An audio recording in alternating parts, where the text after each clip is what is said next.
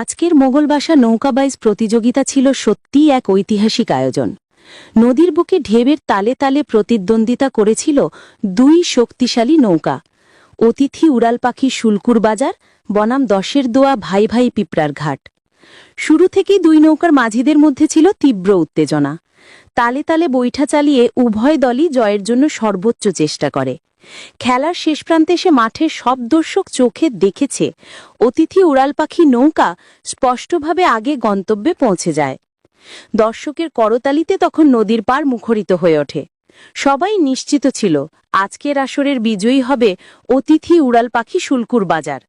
কিন্তু আশ্চর্যের বিষয়, খেলার কমিটি ঘোষণা করে দশের দোয়া ভাই ভাই পিঁপড়ার ঘাট নৌকাকে বিজয়ী হিসেবে।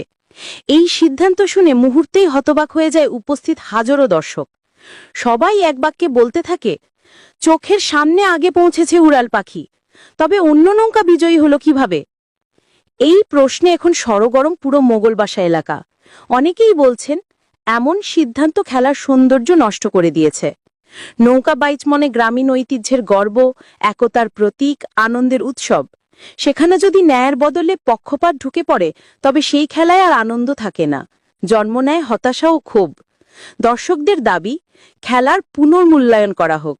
যিনি প্রকৃত বিজয়ী সেই অতিথি উড়াল পাখি নৌকাকে প্রাপ্য সম্মান দেওয়া হোক এবং ভবিষ্যতের প্রতিটি খেলায় ন্যায়নিষ্ঠ সিদ্ধান্ত নিশ্চিত করা হোক।